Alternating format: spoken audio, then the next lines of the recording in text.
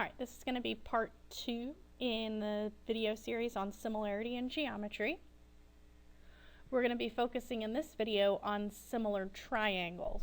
Okay, if you need information just on similar polygons in general, you can go back and watch the previous video. Okay, similar triangles, you need to know 3 similarity statements. Okay, the first one, if you look at these, this is angle, angle, side, side, side, and side, angle, side. You should recognize these from our congruence postulates or congruence statements. Okay, but now we're not using these to prove congruence, we're using them to prove similarity. So you want to get these 3 written down. The first one states that if 2 angles of a triangle are congruent to 2 angles of another triangle, then the triangles are similar. Okay, you could also write this as angle, angle, angle, because we know if 2 angles in a triangle are congruent to 2 in the other, the third must be congruent as well because of our triangle sum theorem adding to 180.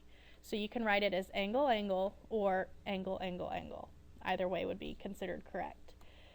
Okay, but you don't have to know all 3. You just have to have 2 marked. Okay, the second one, the side, side, side similarity statement says that if the 3 sides of a triangle are proportional to the 3 sides of another triangle, then the triangles are similar. So notice the key word here is proportional, okay? Because remember, for figures to be similar, the sides have to be proportional, okay? And it has to be true for all 3 sets of corresponding sides, okay? Then there's also side, angle, side. It says if 2 sides of a triangle are proportional, okay, sides are proportional, okay, and to 2 sides of another triangle, and the included, notice it's important that the included angles are congruent, then the triangles are similar. Okay, this does not mean any angle, it has to be included. Okay, so say I have 2 triangles, and I want to know if they're similar. And I know that this side is 4, and this is 2, this is 5, and this is 2.5. Okay, you can see that these are half the lengths of these. So it's proportional. 2 is half of 4, and 2.5 is half of 5. So if I knew this included angle was congruent to this included angle, I could surmise that these 2 triangles are in fact similar. Okay, had it been another angle that was not included, for instance these angles, these are excluded angles. They're not in between the 2 proportional sides.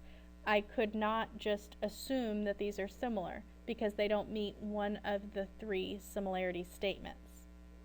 Okay, so this one would not prove similarity. Okay, but when you have included, you can state that they are similar, and all of the rest of the corresponding sides would be similar as well. And we're going to try a few examples. So J has 1 mark and T has 1 mark. K has 2, U has 2. So I know that 2 angles are congruent. So I can use my angle, angle rule. So yes, these are similar by angle, angle. And now listing the second triangle, the name, the order of the letters matters. They started with J. J corresponds to T, so we have to start with T. They went to K. K corresponds to U. And then that must be V. So you have to be careful about the order you're putting these in. Okay, so in choice B, okay, there's something here unmarked that we can mark when our triangles are connected, okay, when these lines overlap. Remember, you have vertical angles, okay, those are going to be congruent. So I know I have 1 set of congruent angles, but if I look at my other angles, this has 1 mark. Neither of these have 1 mark. They have 2 and 3. So I don't know if any of the other angles are congruent, and I have no information about the sides, so I don't know if they're proportional or not. So there is not enough information here. Actually, there is enough information to tell you that it is not similar, because of this marking here, all three would have to be congruent, and this has 1 and these have 2 and 3, so there's no way this is possibly congruent to either. So those are not similar. Okay, in C, I can mark the angle just as I did in B because we have vertical angles here. So I know that these two angles will be congruent. And now when I look at the side lengths, okay, notice these overlapping sides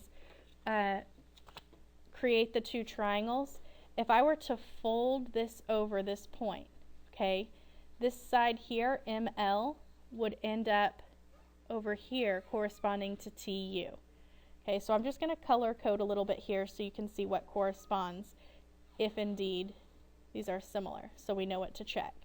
So then the 14 would correspond to the 49, and the 8 would correspond to the 28.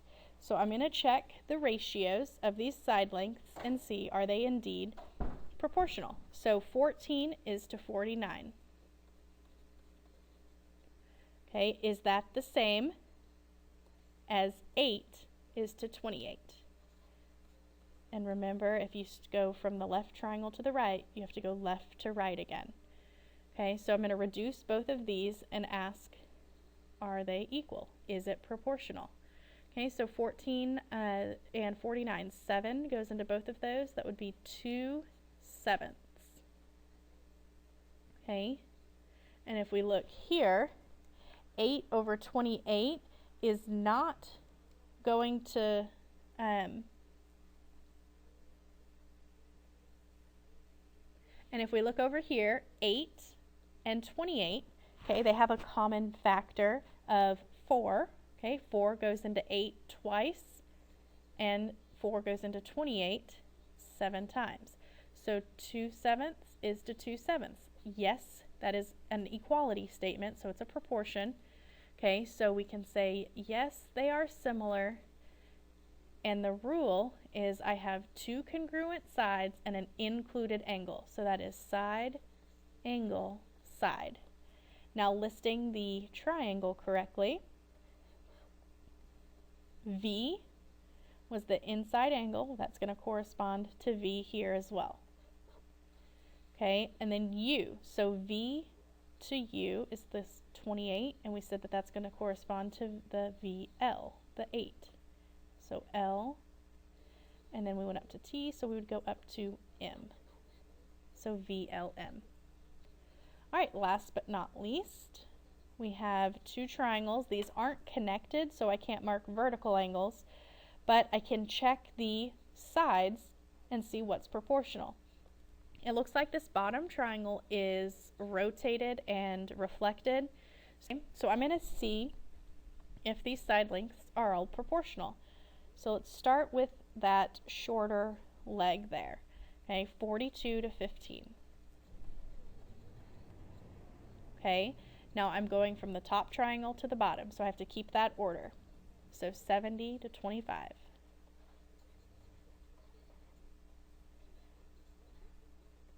And then 84 to 30.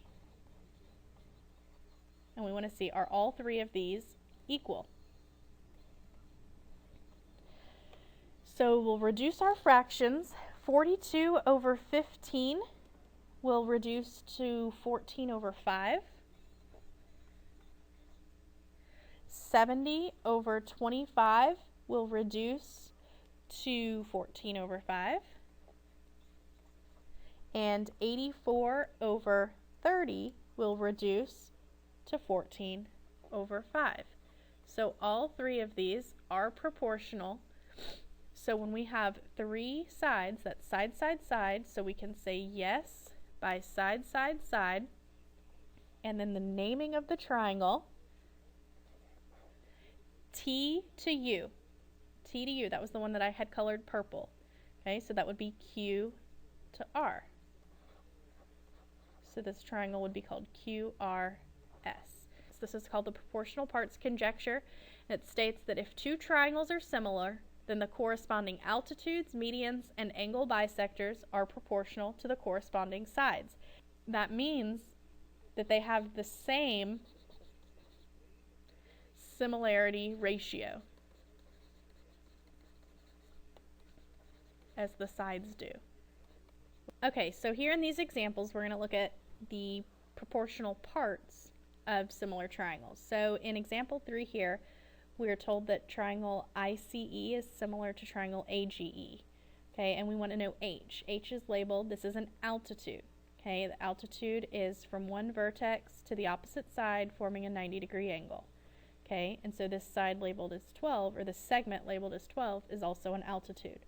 So the lengths of the altitude are going to be proportional to the lengths of the sides. Okay, it's going to have the same ratio. So IE, notice that's the first and last, is going to be proportional to first and last, which is AE, which I also know. So I know 22 is to 33, and that's going to be proportional, so I can write it as an equality statement, a proportion.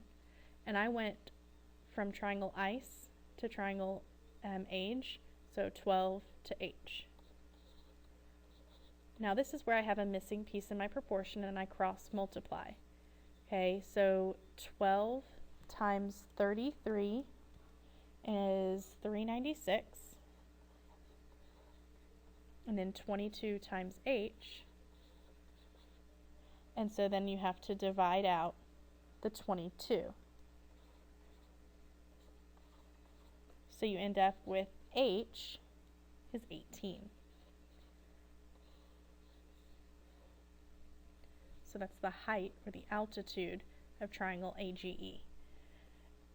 Had you been asked for the similarity ratio, okay, small to big was 22 to 33, you can just reduce that. It reduces to 2/3.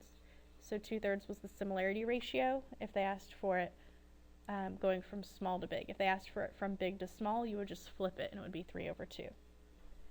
Okay, in number 4, we have angle bisectors. Okay, I know that because of these markings.